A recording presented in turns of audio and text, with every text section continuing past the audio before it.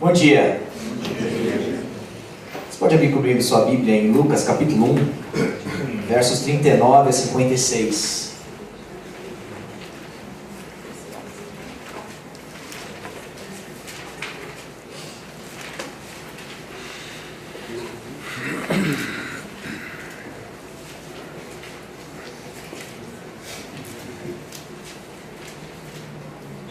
Lucas capítulo 1, versos 39 a 56.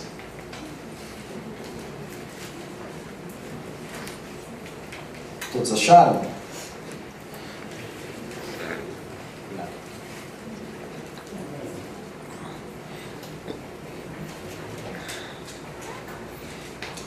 O texto diz assim: naqueles dias, Maria preparou-se e foi depressa para uma cidade da região montanhosa da Judéia, onde entrou na casa de Zacarias e saudou Isabel.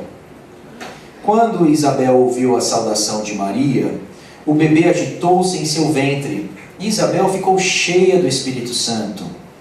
Em alta voz exclamou: bendita é você entre as mulheres, e bendito é o filho que você dará à luz. Mas por que sou tão agraciada a ponto de me visitar a mãe do meu Senhor? Logo que a saudação chegou aos meus ouvidos, o bebê que está em meu ventre agitou-se de alegria. Feliz é aquela que creu que se cumprirá aquilo que o Senhor lhe disse. Então disse Maria: minha alma engrandece ao Senhor, e o meu espírito se alegra em Deus, meu Salvador, pois atentou para a humildade da sua serva. De agora em diante todas as gerações me chamarão bem-aventurada, pois o Poderoso fez grandes coisas em meu favor. Santo é o seu nome. A sua misericórdia estende-se aos que o temem, de geração em geração. Ele realizou poderosos feitos com seu braço, dispersou os que são soberbos no mais íntimo do coração, derrubou governantes dos seus tronos, mas exaltou os humildes. Encheu de coisas boas os famintos, mas despediu de mãos vazias os ricos. Ajudou a seu servo Israel, lembrando-se da sua misericórdia para com Abraão e seus descendentes para sempre, como dissera aos nossos antepassados. Maria ficou com Isabel cerca de 3 meses e depois voltou para casa. Até aí a nossa leitura de hoje, a nossa meditação. Nós estamos nesses dias de advento e a gente tem considerado as passagens que antecedem ou que fazem parte do nascimento de Jesus, da sua encarnação. E nós faríamos bem de considerar, pelo menos esse início da minha mensagem aqui, o contexto do livro de Lucas, para que a gente não perca o propósito que Lucas teve em escrever essas histórias que nós temos considerado. Franklin começou semana passada, nós temos algumas histórias hoje, e aí nós temos mais 3 ainda relatos que nós iremos considerar até o final do ano. Mas qual é o propósito e por que Lucas ordena elas dessa maneira, como nós estamos olhando aí? Lucas tem um prólogo, a introdução do Evangelho de Lucas está nos primeiros 4 versículos do capítulo 1. E logo no prólogo, Lucas vai dizer a quem ele está destinando o seu Evangelho. Lucas vai dar nome a essa pessoa, e esse nome que nós temos aí no finalzinho do verso 3, do capítulo 1, é Teófilo. Theos, Deus, Filo, amigo. E aí você tem 2 posições com relação a quem era Teófilo. Há aqueles que vão dizer que não é a minha posição, mas vão dizer que amigo de Deus não é uma pessoa, não é que Lucas está escrevendo para um único destinatário, mas Lucas está escrevendo para todos aqueles que são amigos de Deus. É como se Lucas está usando uma figura de linguagem por dizer com esse nome Teófilo, e todos aqueles que são amigos de Deus, de preferência os gentios para quem ele escreve aqui no Evangelho, então são destinatários desse Evangelho que Lucas escreve. Há uma segunda posição que eu acho que é mais coerente, que é que Teófilo de fato era um homem comum, gentil, e esse nome Teófilo era um nome que não era de se estranhar, não era um nome incomum no século I, no mundo greco-romano. Quando as pessoas ouvissem o nome Teófilo, ninguém ficaria procurando uma mensagem subliminar por trás desse nome. É a mesma coisa se hoje você ouve o nome Tiago ou qualquer outro nome que é mais comum, ninguém procura uma mensagem subliminar atrás desse nome. E a segunda razão para a gente pensar que é um homem de fato que está recebendo esse evangelho nas mãos, é esse adjetivo que ele usa chamado excelentíssimo Teófilo. Excelentíssimo, no livro de Atos, Lucas vai usar para 2 oficiais romanos, tanto Festo quanto Félix. E a ideia que se tem, portanto, é que excelentíssimo Teófilo provavelmente era um oficial romano gentil, que começou a ter acesso a um material cristão, ou esse material a respeito da história de Jesus. Por que Lucas escreve esse evangelho, inclusive para Teófilo? O verso 4 vai dizer, para que ele tenha certeza das coisas que foram ensinadas. Veja que algum ensino foi dado a Teófilo. Se ele era cristão, portanto, Lucas está confirmando essa fé, ou está edificando a fé de Teófilo, com mais relatos que ele mesmo organizou, e agrupou, e agora está dando a Teófilo. Se ele não era cristão, provavelmente ele tinha interesse por esses relatos, e Lucas quer então trazer certeza para Teófilo. É isso que Lucas está fazendo então com esse evangelho. Como é que ele vai dizer isso aí? No prólogo fica muito claro, eu não vou descrever, mas ele vai dizer que há esses relatos aí que testemunhas oculares e servos da palavra trouxeram esses relatos a Lucas. Provavelmente esses testemunhas oculares e servos da palavra é uma descrição aos apóstolos. Lembra lá em Atos capítulo 1, quando Matias tem que agora suceder, ou substituir Judas nesse colegiado de apóstolos, e o pré-requisito é que fosse testemunha ocular da ressurreição. Então provavelmente aqui esses testemunhas oculares que Lucas está falando, eu recebi, Teófilo, esses relatos desses homens que andaram com ele. Você pode confiar nesse relato que eu estou trazendo para você. E aí ele vai dizer que ele organizou, ele investigou tudo cuidadosamente desde o começo, e ele passa agora um relato ordenado a Teófilo. Por que isso é importante para a gente? Tem tudo a ver com a gente. Porque talvez nessa manhã aqui há também teófilos. Há aqueles que já ouviram essas mensagens e essas histórias e já foram também instruídos, inclusive com essas histórias que nós já estamos considerando. Então, para nós, nesse momento de Natal, esse momento de Advento, considerar essas histórias para alguns aqui é mais uma repetição daquilo que você já ouviu muitas vezes. Se você já é cristão, você já passou vários natais nas igrejas, já ouviu cantatas sobre essas histórias, já ouviu pregações sobre essas histórias. Você também, como Teófilo, já foi instruído nesses assuntos. Mas veja, o propósito de Lucas é confirmar, trazer mais certeza, edificar a fé de Teófilo. E então nós faremos bem se considerarmos, sim, mais uma vez as histórias que Lucas nos apresenta a respeito da encarnação de Jesus. E se você é Teófilo aqui essa manhã, abra o seu coração para as histórias que você já conheceu. Porque se o propósito de Deus com esse evangelho é trazer mais certeza, é nos maravilhar mais uma vez com essas histórias, por que não isso acontecer hoje novamente? O que Lucas quer é que no final da história a gente diga como Maria, a minha alma engrandece ao Senhor. Ou que a gente diga como Zacarias, louvado seja o Senhor, o Deus de Israel. Que a gente possa cantar junto com os anjos perante a encarnação de Cristo, glória a Deus nas alturas. Ou que a gente diga como Simeão, os meus olhos viram a tua salvação. Portanto, Teófilos, abra o coração nessa manhã, mesmo se você já foi instruído nessa história. Lucas vai tratar o evangelho, ou vai usar no evangelho dele, pessoas bem insignificantes. E nós precisamos ter isso em mente, porque hoje eu estou falando de Maria, uma pessoa que é muito insignificante. A ideia que Lucas tem em trabalhar com essas pessoas no evangelho dele não é mostrar que essas pessoas, elas são o ponto central da história. Lucas pega Zacarias, Lucas pega Isabel, pega Maria, pega uma viúva chamada Ana no templo, pega Simeão. Quem era Simeão? Lucas vai pegar pastores que estavam realizando trabalho normal no campo e vai mostrar com essas pessoas insignificantes que a graça de Deus alcança inclusive essas pessoas comuns, simples, O foco de Lucas, portanto, em nos apresentar pessoas insignificantes, até com status social não muito elevado na sociedade em que eles estavam, não é que toda a nossa atenção esteja nessas pessoas. O foco de Lucas, portanto, não é que a gente adore essas pessoas. O foco de Lucas é que a gente se maravilhe com a graça de Deus, que inclusive alcança essas pessoas. E aqui nós temos que manter um balanço. Se de um lado existem essas pessoas que são insignificantes nesse evangelho, e Lucas trabalha com essa ideia, nós temos que nos maravilhar com a graça de Deus. Do outro lado, quando essas pessoas acertam, elas são sim exemplo de fé para nós, inclusive Maria.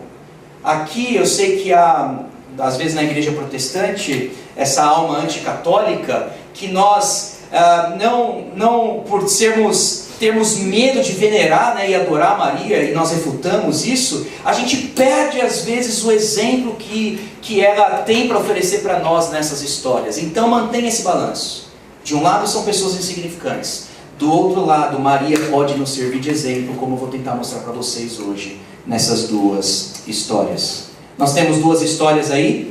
Eu divido as duas histórias de Lucas 1, 39 a 45 como o encontro, que é o encontro entre Maria e Isabel. E nós temos então a história do louvor, o Magnificat, eu vou explicar para vocês, que é Lucas 1, 46 a 56.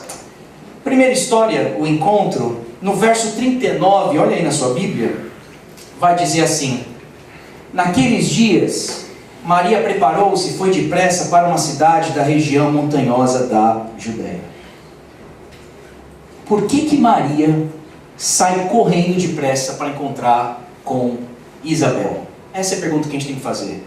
Naqueles dias, Maria sai depressa, foi depressa para uma cidade distante, 130 quilômetros, provavelmente 3 a 4 dias de viagem. Por que Maria sai correndo de casa para encontrar com Isabel? O que estava acontecendo naqueles dias? Como diz aí o verso 39. Lembra o contexto aí da nossa história? Franklin pregou semana passada. 400 anos de silêncio. Deus não mais falava, não havia mais profecia, não havia mais milagre.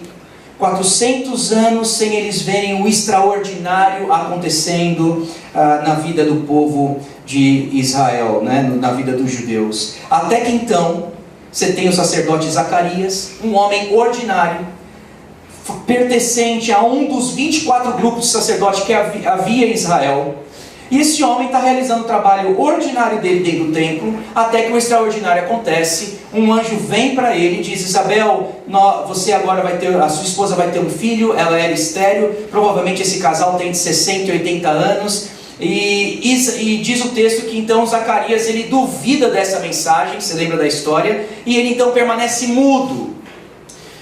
Ele não só permanece mudo, o filho que é prometido a esse casal é João Batista, é um profeta que precederia Jesus Cristo. O texto vai dizer que Isabel de fato engravidou e ela fica em casa durante 5 meses. Primeira aparição depois de 400 anos, uma intervenção divina na história. Aí vai dizer que 6 meses depois o anjo volta a aparecer. E o anjo volta a aparecer agora não mais no templo, não mais em Jerusalém. O anjo volta a aparecer agora numa cidadela chamada Nazaré, que não receberia muito crédito. Uma cidadela rodeada e habitada por muitos gentios. Você vai lembrar que Natanael vai dizer: de Nazaré pode vir alguma coisa boa. O anjo não mais aparece como sacerdote, o anjo agora aparece como uma garotinha entre 13 e 17 anos, virgem. A promessa do anjo agora a ela não é que viria um profeta, mas é que aquele que viria agora seria chamado Filho do Altíssimo. E o Senhor daria um trono de seu pai Davi. E diferente de Zacarias, que duvida, como posso ter certeza que isso vai acontecer? Maria diz: eu sei que isso vai acontecer. A resposta dela é: como acontecerá isso? Em outras palavras, eu sei que vai acontecer, mas como isso vai ser feito se eu sou uma garotinha virgem? Maria aqui tem essa reação, gente, que nós temos a primeira vez que nós ouvimos o Evangelho. Ela começa a ponderar. primeira vez que você ouve, se você está ouvindo o Evangelho, essa mensagem nos causa em primeiro lugar uma estranheza.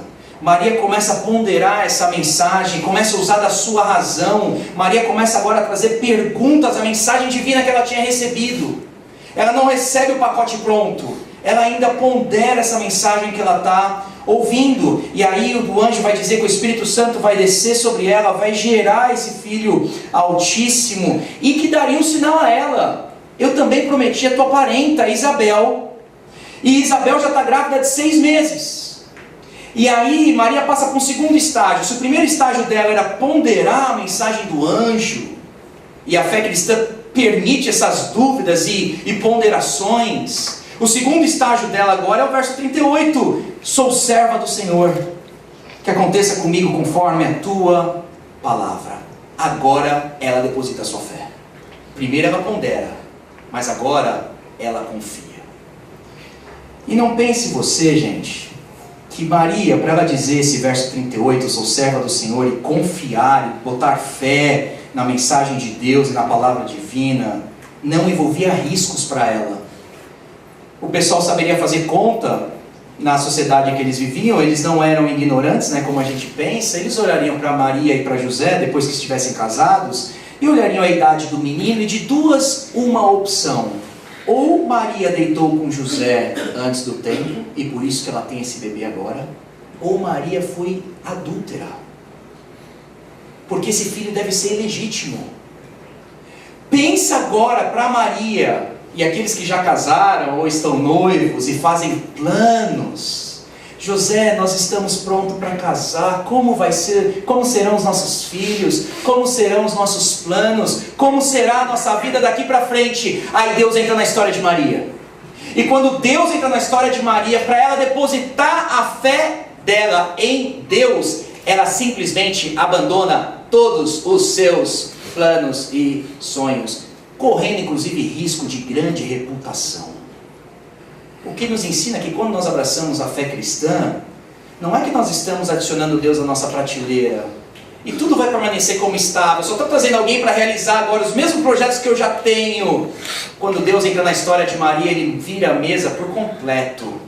E quando nós abraçamos a fé cristã, Maria nos ensina que confiar na palavra de Deus é mais importante do que confiar nos seus próprios planos e na sua própria segurança.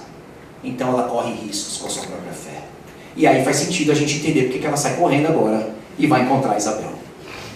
Agora faz sentido.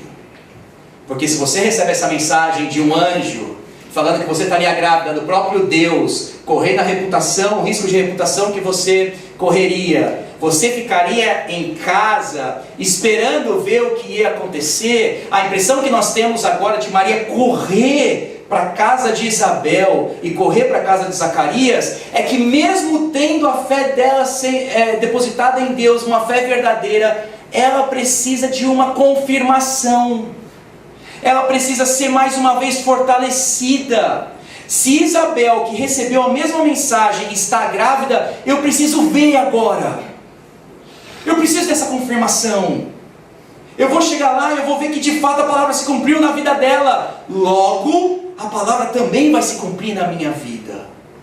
E aí a gente aprende, muito legal essa aplicação aqui, que mesmo quando nós temos a nossa fé verdadeira, centrada em Deus, às vezes nós também precisamos de fortalecimento. E sabe como nós temos esse fortalecimento da parte de Deus? Na comunhão com os irmãos. Porque é quando você está com a sua fé verdadeira um pouquinho abalada, e parece que Deus está em silêncio mais uma vez na sua vida, parece que Deus não está fazendo mais nada. Aí você chega na igreja. Aí quando você está com aquele irmão ou aquela irmã que Deus está operando também na vida dela, e sem aquele irmão ou irmã saber o que está acontecendo na sua vida, ele chega para você e fala: sabe o que Deus fez comigo essa semana? Eu estava orando, sabe a resposta de oração que Deus deu na minha vida? E você começa a ser fortalecido. A importância da igreja local. E Maria precisa dessa confirmação. Ela precisa ser edificada. Então ela corre para a casa de Isabel e corre para a casa de Zacarias. Verso 40 vai dizer que, chegando na casa deles, ela faz uma saudação. 3 vezes aí aparece a palavrinha saudação, no 40, no 41 e no 44, quando Isabel ouviu a saudação no verso 41, e no verso 44, logo que a sua saudação chegou aos meus ouvidos. A saudação aí seria um pouquinho diferente da nossa saudação, em que a gente simplesmente diz: e aí, tudo bem? Tudo? Legal, saudamos, né? Naquela época uma saudação seria um pouquinho mais longa, talvez aí alguns minutos ou horas até de diálogo. E a impressão que se tem é isso, é que Maria, assim que entra na casa de Zacarias e Isabel, ela começa a contar nessa saudação a mensagem que ela recebe. A impressão que se passa é essa aqui. Aí, se ela precisava de confirmação, no verso 41, vai dizer que quando Isabel ouviu a saudação de Maria, o bebê chamado João Batista agitou-se no seu ventre e Isabel ficou cheia do Espírito Santo. Se Maria precisava de confirmação, aí agora no verso 41 está a confirmação dela. O bebê começa a se agitar. E aí você vai dizer: mas é a coisa mais comum numa gestação de 6 meses, é um bebê se agitar na barriga. Mas não é comum essa agitação. Olha o verso 44, finalzinho. Que agitação é essa? Isabel vai dizer: o bebê que está em meu ventre agitou-se de alegria. Então nós estamos perante uma agitação sobrenatural. Porque o bebê que Maria está carregando no seu útero não é um bebê normal, simples, ou só mais um bebê que estava naquela casa como se fosse João Batista. Esse bebê aqui é especial. E quando esse bebê entra em cena, ele causa diversas reações. E a primeira reação que ele causa é João Batista, agitando de alegria. E se João é aquele profeta que precede Jesus, iria mais tarde apontar para ele e dizer: vejam, ele é maior que eu. Esse aí é o Cordeiro de Deus que tira o pecado do mundo. Se esse era o papel de João Batista, aqui é a primeira profecia que João Batista faz a respeito do bebê Jesus. Ainda que seja uma profecia silenciosa, ele começa a se agitar. Ele não se aguenta, tomado pelo Espírito Santo, porque lembra que a profecia para João Batista é que ele seria cheio do Espírito desde que fosse um bebê. E não só João Batista se agita e tenta apontar para esse menino diferente que entrou em cena agora, mas diz que Isabel também ficou cheia do Espírito Santo. E se o papel do Espírito Santo principal é exaltar Cristo, é glorificar a Cristo, como Jesus mesmo disse: Ele me glorificará. O que está acontecendo aqui é exatamente isso. O Espírito Santo está cumprindo com o principal papel dele, que é dar toda a glória, toda a exaltação a Jesus Cristo. E é por isso que nós temos aí o verso 42. Ela, agora cheia do Espírito, vai exclamar. Os nossos irmãos aí mais carismáticos gostam dessa expressão, né? Quando é cheia do Espírito, a gente exclama. E ela diz, mas nem todos cheios do Espírito exclamam, inclusive Maria. Maria disse, Isabel exclama. Verso 42, ela diz: bendita é você entre as mulheres, e bendito é o filho que você dará à luz. Não perca o ponto-chave desse versículo. Maria não recebe esse elogio de Isabel por ser Maria. Maria não é bendita por ser Maria. Maria é bendito porque ela tem um filho que é bendito agora em gestação dentro dela. O ponto do Espírito Santo é exaltar a pessoa de Cristo. Maria recebe essa bem-aventurança porque bendito é o filho que você dará à luz. A prova disso é o verso 43, o próximo versículo, em que ela vai dizer: Isabel, por que eu sou tão agraciada, a ponto de me visitar a mãe do meu Senhor? E o que Isabel está dizendo a Maria? Maria, o nosso Senhor chegou. O nosso Senhor entrou em cena. É por isso, Maria, que você é bem-aventurada. É por isso que você é bendita. Porque você está carregando uma bendita semente, um filho bendito na sua gestação. Então, se Maria precisava de confirmação, ela teve aí, nesse encontro com Isabel. E aí no verso 45, Isabel diz a ela: feliz é aquela que creu, que se cumprirá aquilo que o Senhor lhe disse. Em outras palavras, Maria, continue crendo. Continue crendo. Feliz é aquela que creu. Olha, meu marido Zacarias, está mudo, não creu. Mas você, Maria, continue crendo e você será feliz nesse caminho. E eu digo a vocês, Igreja da Trindade, continuem crendo que esse menino chamado Jesus é de fato Deus homem encarnado. E vocês serão muito felizes nesse caminho. Qual é a resposta esperada de Maria aqui? Uma vez que agora ela recebe a confirmação, uma vez que primeiro ela ponderou, depois ela depositou a fé, eu sou serva, agora ela é edificada pela sua irmã da fé chamada Isabel. Qual a reação que se espera agora perante todo esse conhecimento que Maria tem de Deus? A reação que se espera dela é a próxima passagem que a gente tem que considerar, que é o louvor. Perante o conhecimento que ela tem de Deus agora, Maria simplesmente exulta. E veja como esses estágios são interessantes. Primeiro ela ponderou, depois ela creu, mas essa fé toma ela por completo, mente, coração e vontade. E agora vai dizer o texto que Maria disse, e Maria faz um dos cânticos mais bonitos que nós temos na Escritura, conhecido como Magnificat. A minha alma engrandece ao Senhor. Esse nome Magnificat vem da tradução latina, Vulgata, porque a primeira palavrinha nessa tradução seria engrandece minha alma ao Senhor. Esse engrandece é o Magnificat que a gente conhece, tão famoso e cantado inclusive na história da igreja cristã, aí, nas liturgias. Esse cântico inclusive fez parte de muitas liturgias e até hoje faz em algumas ocasiões. Alguns pontos aí, ou algumas observações, antes da gente entrar em alguns detalhes do texto, que já a gente pode fazer em relação ao cântico de Maria. Eu coloco algumas observações aí pra gente. Em primeiro lugar, gente, que a gente aprende com o cântico de Maria, é que a tradição cristã sempre cantou cânticos. Você tem aí 4 cânticos em Lucas capítulo 1 e Lucas capítulo 2. Você tem Maria, você tem Zacarias, você tem os anjos e você tem Simeão. O que isso nos diz como igreja cristã?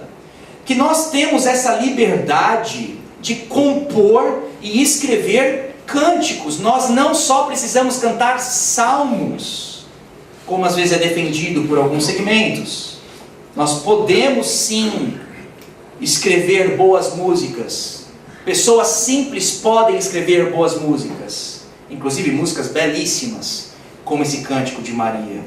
Segunda observação que eu faço, antes da gente observar alguns detalhes, é que o cântico de Maria, gente, ele é carregado de verdades bíblicas. Eu coloco aí algumas referências. Minha alma engrandece ao Senhor, citação de Salmos. Meu espírito se alegra em Deus meu Salvador, 2 Samuel, Isaías 43. A gente poderia pegar frase por frase aí do cântico de Maria, e o que passa a ideia para a gente é que Maria é essa mulher cheia da palavra de Deus, e quando ela vai cantar, ela canta a própria palavra.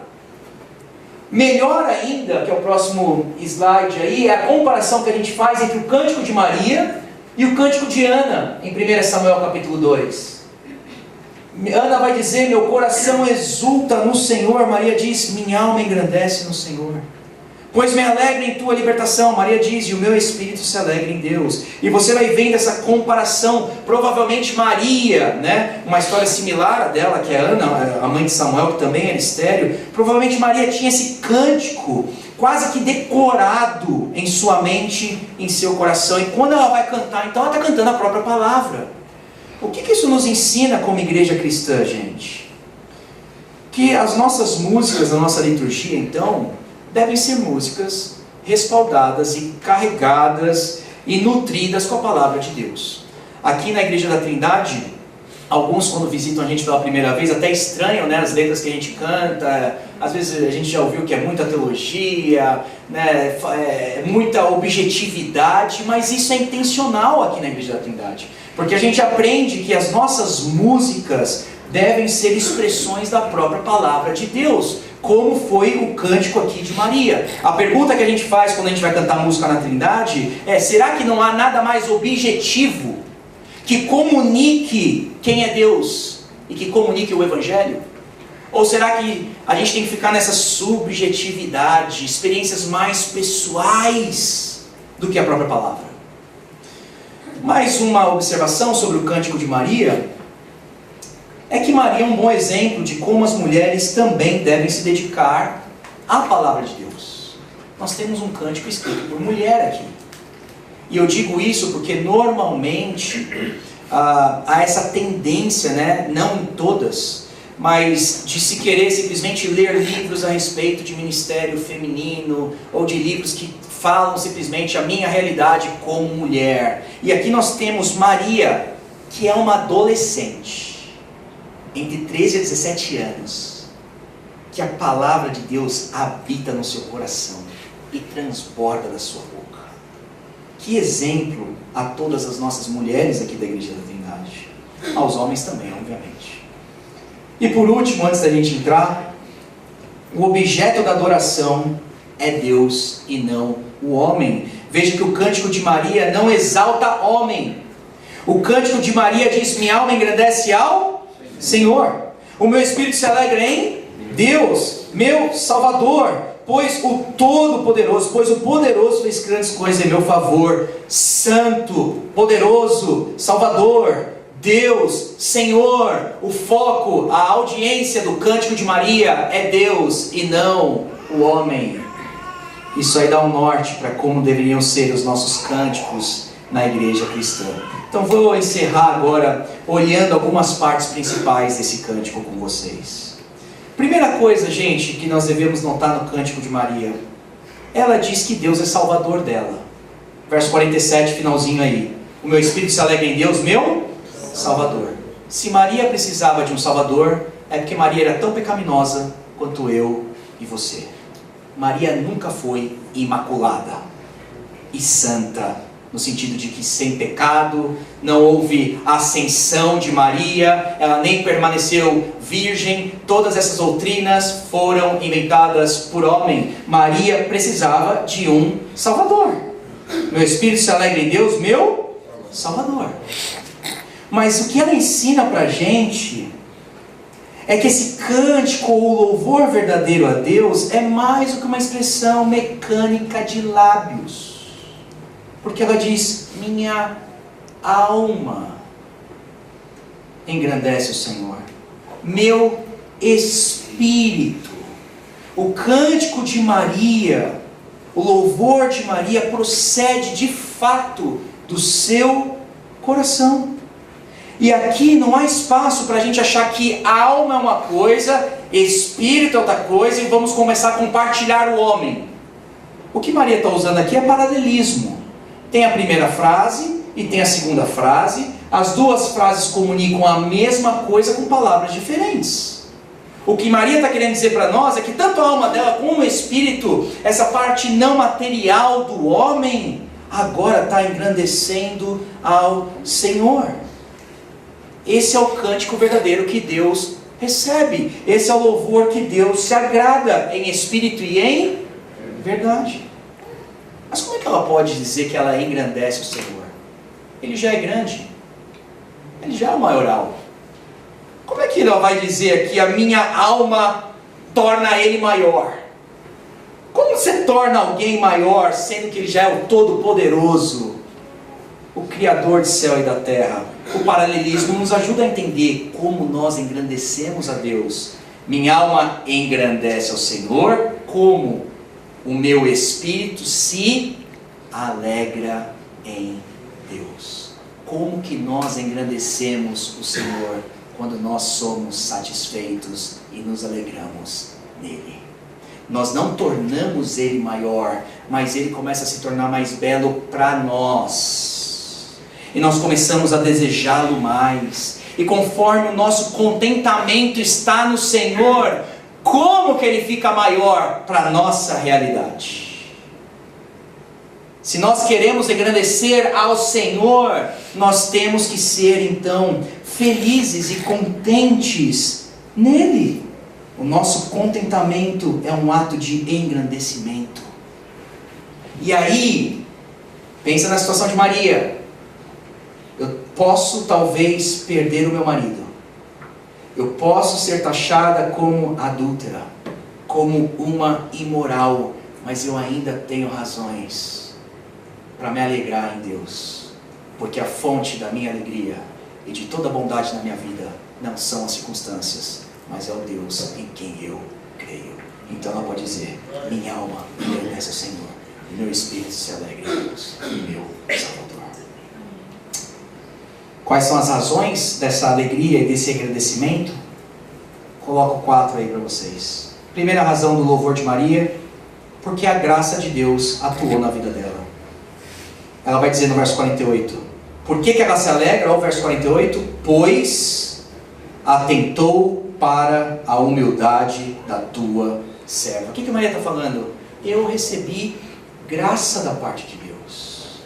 E veja que aí a humildade que ela usa, não é que ela já era uma humilde, pura. Se ela era pecadora como nós, ela era orgulhosa.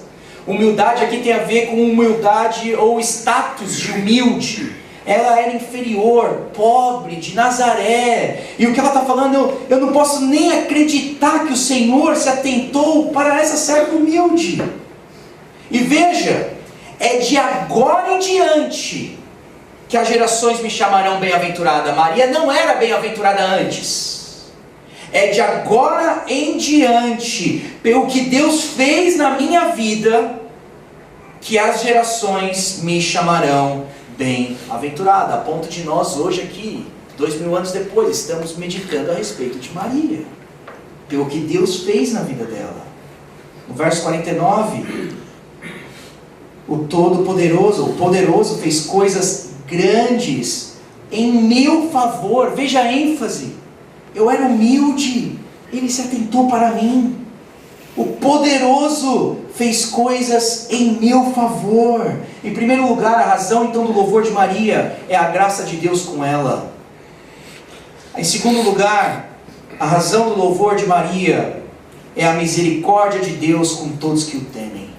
Maria não só louva a Deus pela atuação na vida dela, mas Maria agora parece que ela tem Lamentações 3 aí na cabeça, que diz, né? Graças ao grande amor do Senhor que nós não somos consumidos, pois as suas misericórdias são inesgotáveis. E é isso que ela vai dizer: a misericórdia estende-se aos que o temem de geração em geração. Segunda razão então do louvor de Maria é a misericórdia de Deus com todos aqueles que o temem. Isso faz Maria louvar o Senhor. Terceira razão do cântico de Maria, ou do louvor de Maria, não só o que Deus fez na vida dela, não só a misericórdia de Deus que vem para o futuro e para o povo que botaria a fé nele, mas também pelo que Deus fez no passado. Versos 51 a 53, Ele realizou poderosos feitos com o seu braço, dispersou os que são soberbos nos mais íntimos do coração, derrubou governantes dos seus tronos, exaltou os humildes, encheu de coisas boas os famintos e despediu de mãos vazias os ricos. A ideia que se tem aqui é que Maria provavelmente está lembrando da história de Israel, e lembrando da história de quando o povo estava cativo, 400 anos, em que havia aqueles poderosos, a nação do Egito, faraós, governando sobre esse povo que era um povo humilde, era um povo faminto. Mas Maria se lembra da atuação de Deus no passado, e assim como foi no passado, 400 anos de escravidão, Maria também sabe que nós, na situação dela, também estávamos 400 anos de escuridão. E nós também temos um tirano, um soberbo sobre o nosso governo, que é Herodes. E agora está vindo o nascimento do Messias. E Deus está revertendo essas classes e ordens ou prioridades humanas. Os governantes são tomados do seu trono. E Deus exalta o humilde.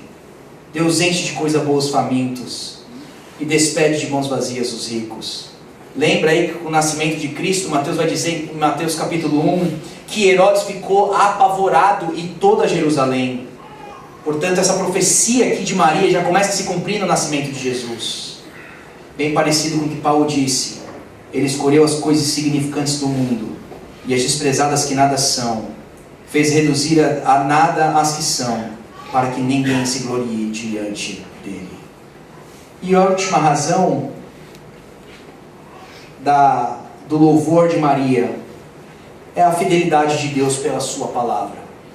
Fidelidade de Deus na sua palavra. Versos 54 e 55, Maria vai lembrar da promessa que Deus fez a Abraão. Ela vai dizer: ajudou o seu servo Israel, lembrando-se da sua misericórdia para com Abraão e seus descendentes para sempre, como disseram aos nossos antepassados.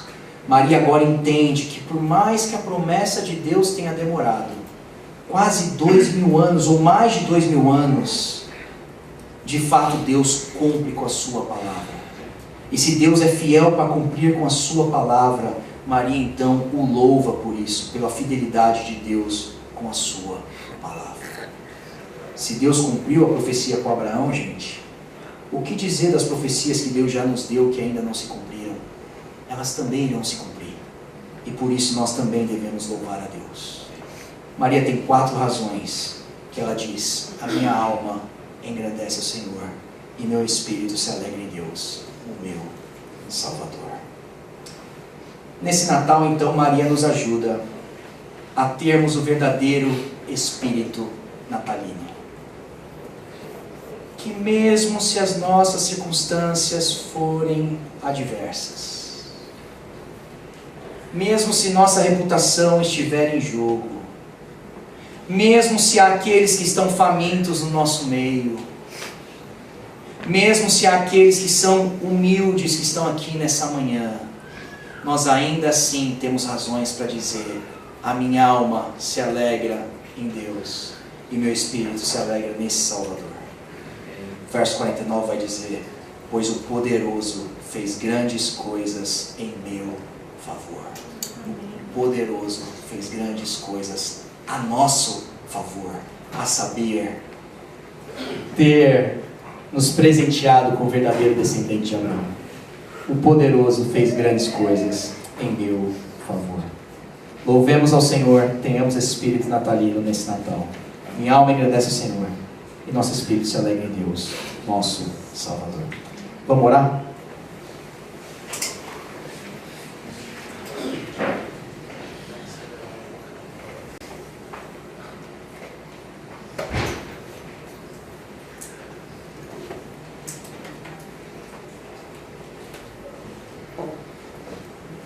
Deus Todo-Poderoso, o Senhor fez grandes coisas a nosso favor. Santo é o seu nome.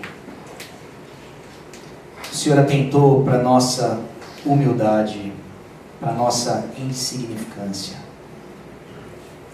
Grande é o teu nome. O Senhor exaltou os humildes que depositaram a fé no Senhor.